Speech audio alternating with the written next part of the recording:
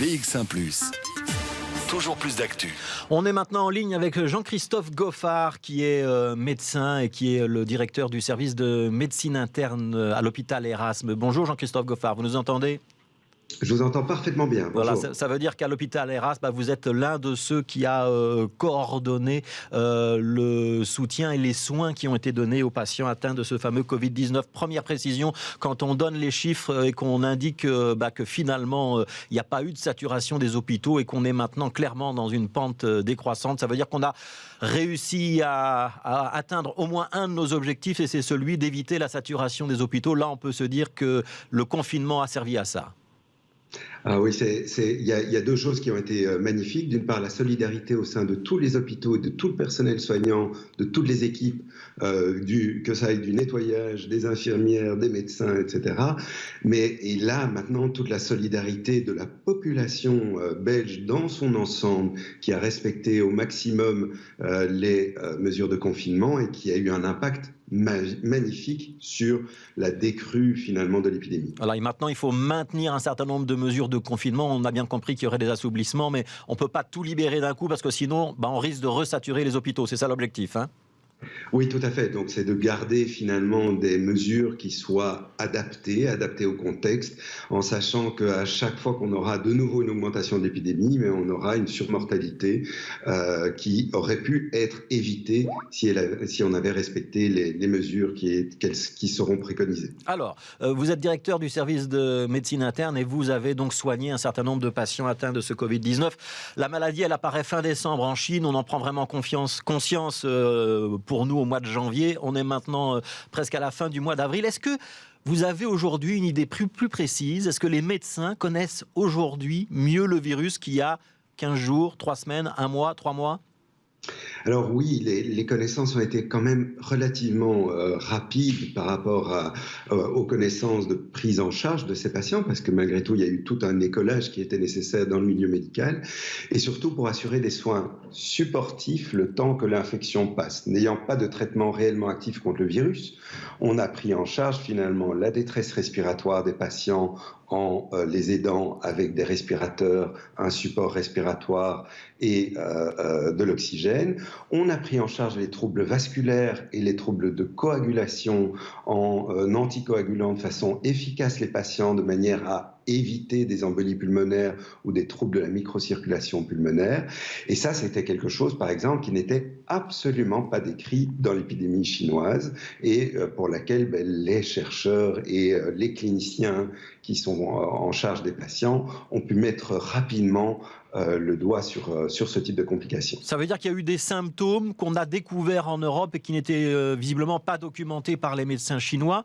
Et on a aussi eu le sentiment qu'au début, on était très focalisé sur ce qui ressemblait à des conséquences de type pneumonie. Je parle avec le langage de tout le monde. Mais qu'on découvre aussi à mesure que le Covid-19 peut attaquer d'autres organes. On a entendu par exemple que ça pouvait attaquer le cerveau et que c'est pour ça qu'un certain nombre de patients se trouvaient dans un état de confusion. Mais il y a d'autres organes aussi qui peuvent être touchés. C'est ça la conclusion à laquelle on arrive aujourd'hui ? Oui, alors dans notre hôpital, on a tendance à faire des séminaires au moins 2 fois par semaine, justement pour maintenir le degré de connaissance de l'ensemble des médecins qui sont impliqués dans la lutte contre le Covid-19. Et en effet, on a vu les thèmes de ces séminaires aller de la dermatologie, c'est celui de ce vendredi, parce qu'il y a des manifestations dermatologiques qui existent, les problèmes de coagulation, d'hémostase, de thrombophilie, donc tout ce qui est risque d'embolie pulmonaire, on en a parlé la semaine passée. On va parler des complications cardiaques.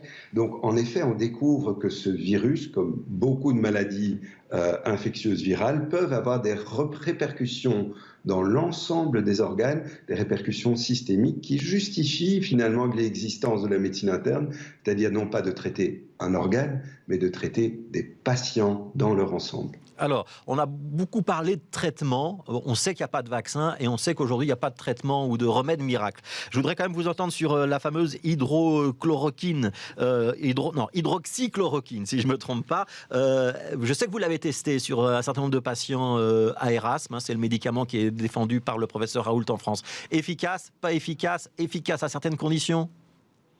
Donc, de nouveau, comme je l'ai dit précédemment, on n'a pas fait d'études comparatives au début de l'épidémie. Toujours est-il que, clairement, s'il y a une efficacité dans l'étude finalement rétrospective que l'on peut faire entre les patients ayant reçu le traitement et ceux ne l'ayant pas reçu, nous n'avons clairement pas d'indice pour dire c'est très efficace. Alors, il pourrait avoir une efficacité résiduelle, mais elle sera minime si on la démontre pour les patients de nouveau hospitalisés, nécessitant de l'oxygène ou nécessitant de rester pour une surveillance à l'hôpital. Ouais, même si le professeur Raoult dit oui, mais il faut la donner dès le début de la maladie et il faut la donner en complément avec une autre molécule. Ça vous convainc pas? Je le croirai quand il l'aura démontré. Ouais. Autre médicament dont on parle beaucoup, le remdesium, qu'on utilise notamment pour la réanimation. Ça donne des résultats. Il y a visiblement une étude anglaise qui l'indique. Alors, il y a une étude préliminaire du New England sur le remdesivir, qui est en fait un antiviral qui avait été développé par une firme Gilead, dont l'efficacité n'a pas l'air non plus d'être transcendante quand on la compare à un autre antiviral développé pour le VIH, qui est le Kaletra, pour lequel il y a aussi une étude qui a été publiée. Il y a sans doute un petit effet, mais il reste malheureusement minime chez des malades graves, parce que c'était essentiellement chez des malades graves de soins intensifs que ça a été utilisé. Ça veut dire, professeur Goffard, pour le dire de manière très claire, il n'y a aujourd'hui pas de traitement, il n'y a pas de remède. On doit juste accompagner les patients, mais on ne sait pas réellement lutter efficacement contre ce virus.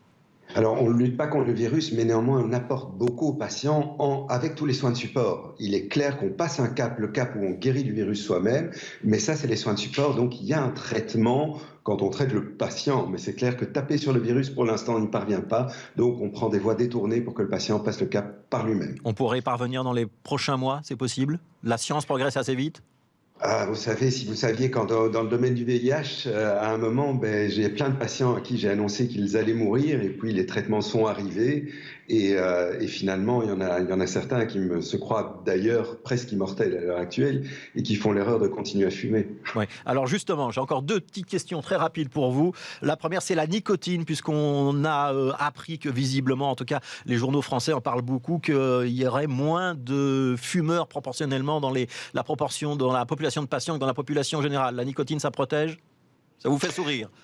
Oui, ça me fait vraiment sourire toujours quand on dit ça, de dire que le tabac puisse éventuellement protéger, alors qu'il y a des millions de morts à cause de Philip Morris, Marlboro et tous ces escrocs qui font du beurre sur des décès atroces de patients.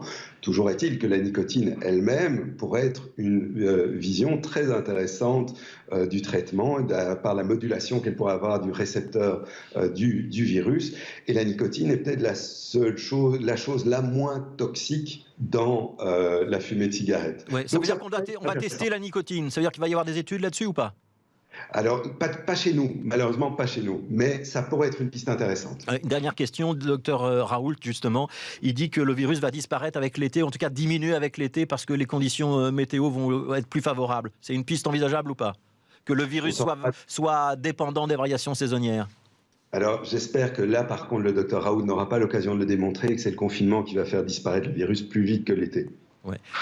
Merci beaucoup, professeur Goffard, d'avoir été avec nous, d'avoir fait un petit peu le tour de ce qui se discute en ce moment. On peut confirmer que jour après jour, la médecine progresse et qu'un jour, on finira par trouver un remède contre le Covid-19? On se bat toujours contre la nature quand on est médecin et on y arrive finalement. Merci beaucoup d'avoir été avec nous.